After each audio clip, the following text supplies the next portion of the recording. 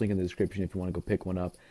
Don't worry if it breaks when it comes to your house. I'll send you another one for free out of my pocket. I don't care. I want you to get your liberal tier mug. It comes in liberal tiers, white with the face, black with the face, white without the face, and black without the face. So pick whichever one you want, and it'll come to your door in about 3 to 5 days. So that should be epic. First link in the description. Thank you. Let's go on with the video.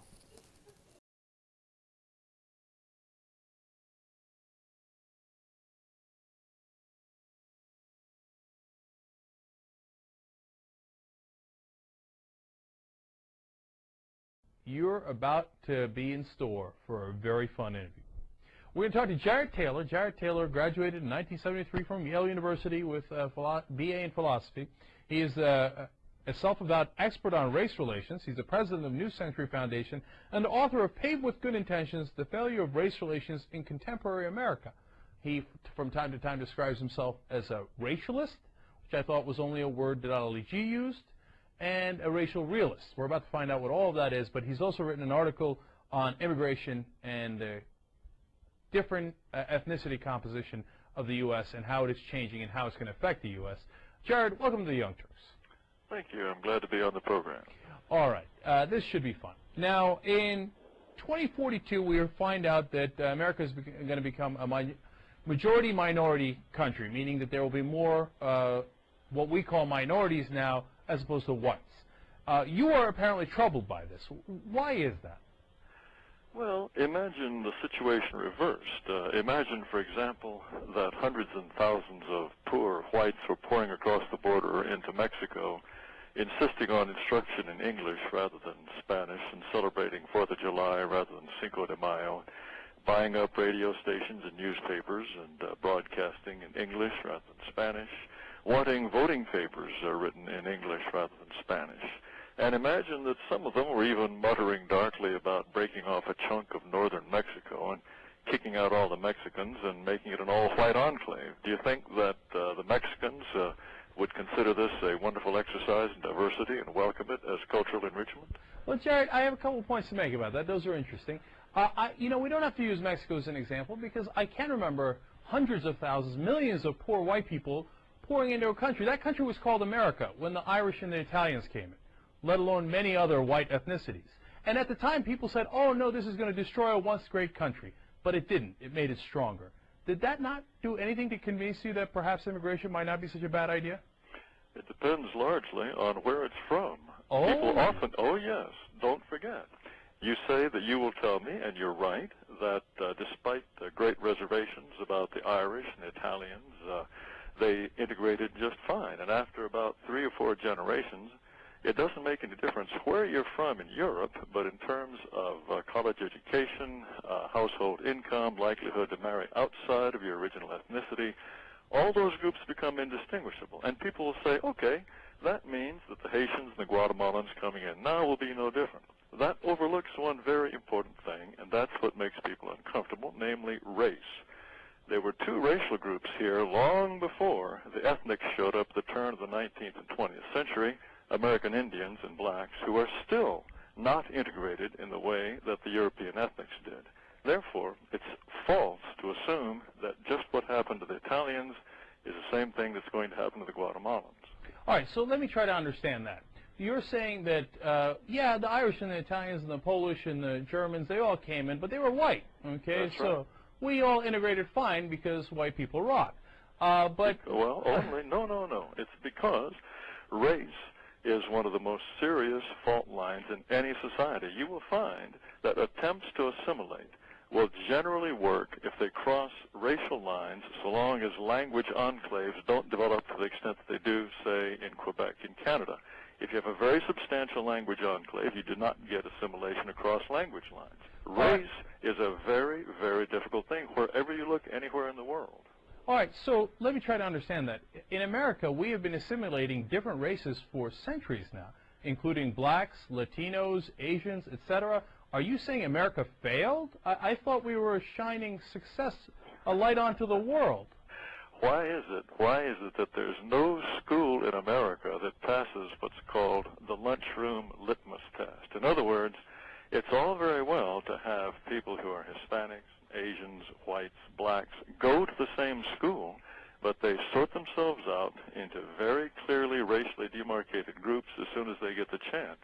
We are required to be racially integrated in terms of the workplace, in terms of our schools, but when Americans are left to their own devices, for example, if they go to church, in the United States today, more than 95% of church congregations are at least 80% one race. That's because in their own decisions, when they're left to their own devices, people do not want diversity. People are far more comfortable with people exactly like themselves. All right, Jared, let me explain a couple of ways that you're wrong.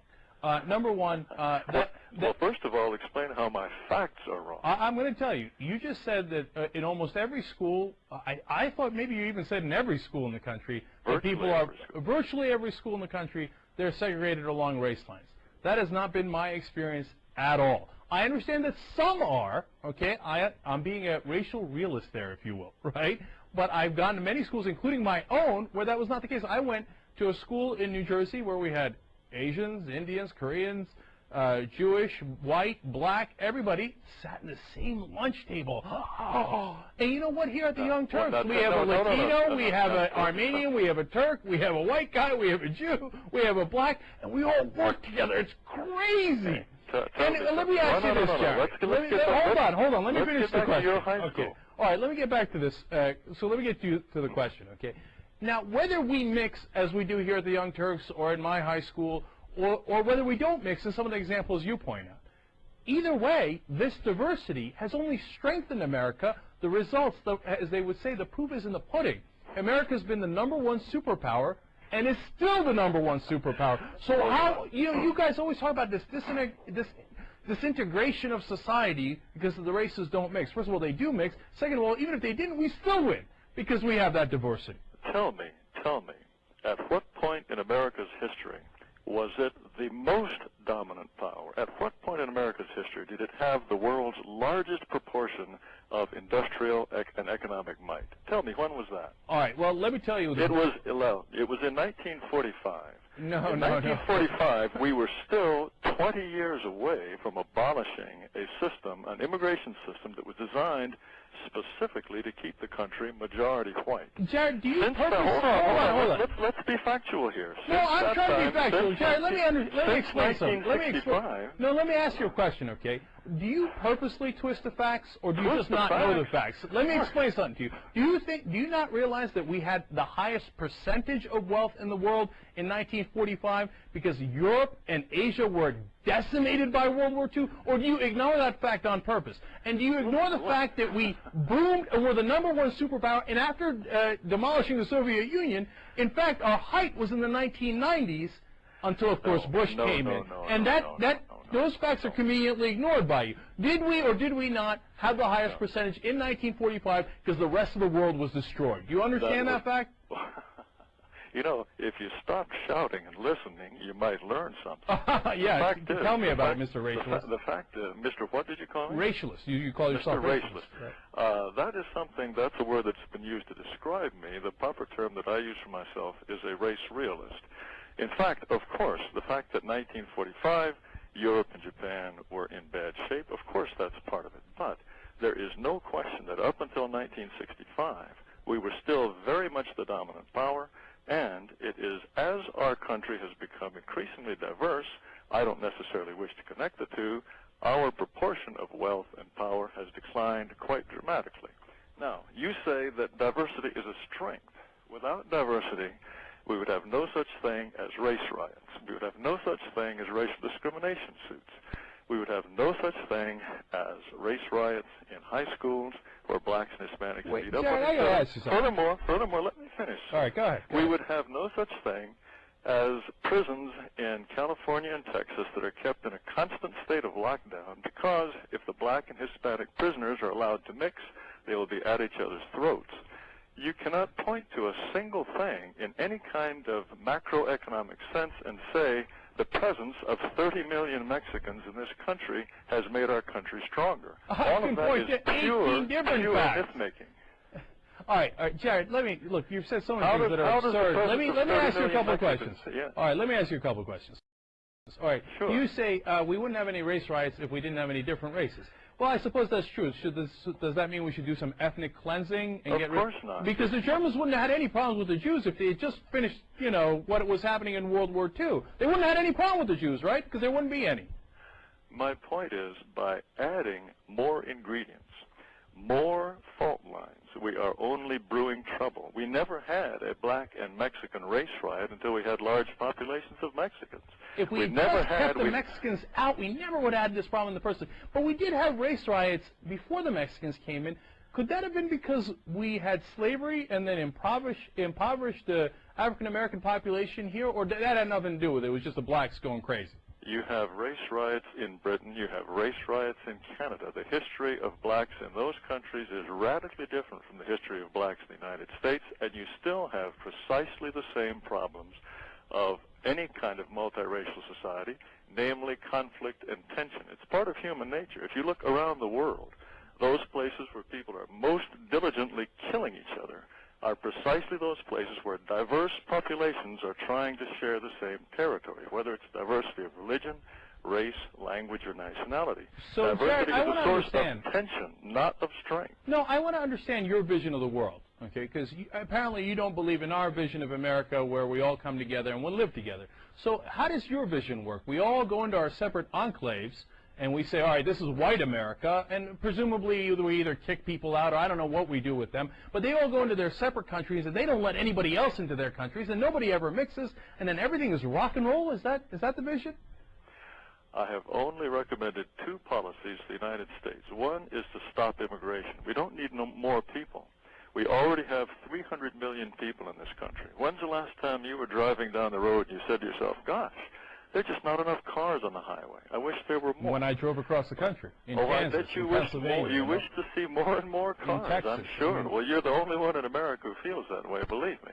We have 300 million people. The Census Bureau is telling us if current immigration continues, by the year 2050, we'll have 450 million people, another 150 million people. We're trying to talk seriously about energy independence, for example.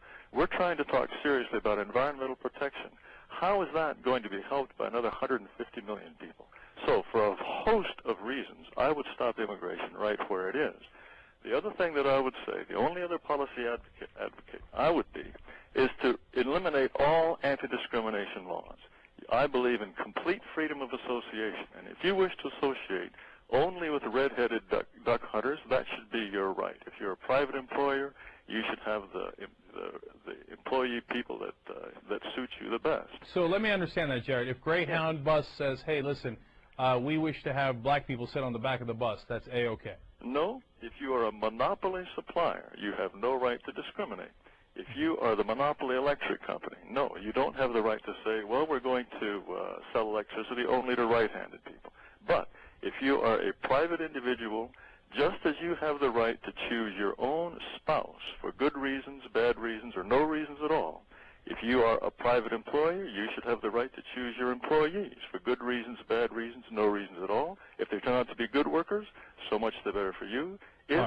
If because of irrational discrimination you hire only Asians, for example, and it turns out Asians can't do the job, your company will fail. But you should have the right to discriminate.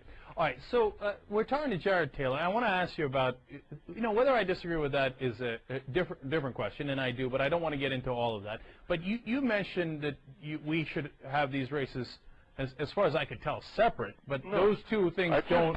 I just told you. No, because you were saying that once we put the Mexicans and the blacks together, they have race riots. Once we put the whites and the blacks together, we have race riots, so we should stop... Why can't we do it the other way? If in 2042 the minorities are going to be the majority, why can't we stop white folks from coming into the country? We could. I just told you I want to stop everyone from coming into the country. In fact, when we have a majority non-white in this country, it's entirely possible that by that point they will be able to pass through legislation that will provide for financial compensation for slavery and financial compensation for invasion of what used to be Mexico and is now part of the southwestern United States. Yes, they'll be perfectly capable of passing laws of that kind. All right, Jared. I don't look forward to that, but that's certainly a possibility. But what I've told you is I believe in complete freedom of association. Those who wish to mix, God bless them. Those who don't wish to mix, they should be entirely free. free to exercise that right. All right, and we're going to give you some examples of Jared's thought on that, but I want to remind everybody, Jared Taylor is the president of New Century Foundation. He's the author of Paved with Good Intentions, The Failure of Race Relations in Contemporary America. I know that you have some issues with mixing, Jared, because you said apparently in May of 2005, I want my grandchildren to look like my grandparents. I don't want them to look like Anwar Sadat or Fu Manchu or Whoopi Goldberg. Entirely correct. Okay. You want your, I would prefer that my children look like my grandchildren look like my grandparents. Many people in America, not just whites, feel that same way. Okay, so you don't, Why if your daughter wanted to marry a black guy, you'd be like, well, look, I don't want my granddaughters looking like Whoopi Goldberg. You'd ask her to reconsider. That's entirely correct. And what's wrong with that? Okay, no, I'm just getting it on the record as to what your feelings are. There's no problem. My ancestors have been Europeans for 40,000 years. We like it that way. I'd be very surprised if my children decided to marry outside of their race. I'd be surprised too if they grew up in your household. All right, so Jared, let me ask you this question. We also have this quote from you. Quote, there is no scale on which racial differences can all be ranked so as to draw across-the-board conclusions about racial superiority or inferiority. That sounds pretty good. But, quote, it is certainly true that in some important traits, intelligence, law-abidingness, sexual restraint, academic performance, resistance to disease, whites can be considered superior to blacks. At the same time, in exactly these same traits, North Asians appear to be superior to whites. Do you really believe that? Well, why would you not believe that? That's where all the evidence points. All of the evidence buttresses those positions. There's overwhelming evidence for that. Why would you, looking around the world today as we see it, why would you think for a moment that Haitians or Australian Aborigines, on average, are as intelligent as Japanese? Why would you think that? There's no evidence for it whatsoever. Jared, can you really be this stupid? Because, look, if we stopped in the turn of the millennium, okay, and we said, hey, look, the Arab Empire rules the world. They're the largest empire in the world. These little people in villages in Europe, they're so pathetically stupid. How could they possibly compare to the Arabs, who are the geniuses of the world? Again, if you stop shouting, perhaps you will calm down and learn something. About how white people are superior. But I'm not white, so I go ahead. Teach, master. When have the Australian Aborigines contributed anything of significance to world culture? And let me ask you once again, why would you consider, look at the 5,000 years of the past history. You asked me a question. Do you understand the kind of history? Look. I think there's supposed to be two people talking here. You called up to interview me, not to go on a monologue. Yeah. Why would you even for a moment think that Australian Aborigines have contributed and have signs of the same intelligence as Japanese? Okay, Jared, you asked me a question. You asked me a question. Let me answer that. Why would you think that? Yes, I'm going to answer that. Because I have studied history, and I have seen the Egyptian Empire rise and then fall. Roman Empire rise, fall. Greek Empire, Persian Empire, Arab Empire, Chinese empires, American Empire, European empires. I have seen all the different races with great empires rise and fall. And if you stopped at any point and said, hey, you know what? It looks like the Egyptians are the greatest people on earth. And these Aborigines in America or in France or in England, oh, by God, they are pathetic and they've accomplished nothing in history at all. Well, then, yes, you would be right at that point in time. But you see how history changes and different empires rise and fall at different times? And then just looking at today and saying, well, the Australian Aborigines haven't done anything, so they must be stupid, is in fact the really stupid thing to do. Tell me about the Australian Aborigine Empire. You know, you're an idiot. Okay, well, I just told you that there was no American empire before the Egyptians, when the Egyptians and the Romans were in charge. You know, I know he hung up. God, people like this, they're so simple-minded, they're so pathetically stupid. Because they get this one point in their head and they think they're clever. They're like, oh, well, the Aborigines didn't do anything, so I must be right. Black people must be stupid. Well, what about when black people ruled the world, when the Egyptians were in charge? Oh, damn, I didn't think of that. Or if I did, I'm going to go back to the Australian Aborigine point. Because I don't have another point. God, you know, these people, and look, they're on the right side of the political spectrum, okay? They're not on the left side. They're on the right side. They hate America. They hate the idea of us mixing together. the melting pot and all the different ethnicities, they can't stand that idea. They despise what we stand for. I don't mean what we stand for in terms of the Young Turks or progressives or me or JR or Jesus or Anna or anyone else. I mean they despise the core of America, that we could all be in the same country, we could all work together, and we can make it work, and we could be number one. And we are number one. You know, the right wing always tells us, oh, the left hate America. What are you talking about? We love that we all came together and became the number one superpower. That's because we work together. But clowns like Jared Taylor have a point about Aborigines in Australia, and that's all they got, man, because they want to desperately justify their own racism. If he hadn't hung up, I would have loved to ask him about what stats he has, what facts he has, what studies he has about law-abidingness. Law-abidingness all across the world? Really? Are more people in jail in America or in African countries? What do you mean law-abidingness? Which laws? Which countries? Now, these people are absolute and utter clowns. And he's not a race realist. He's a racist. By the way, David Duke loves him. It doesn't mean that that is all, end-all, be-all to him. But David Duke thinks Jared Taylor's a genius.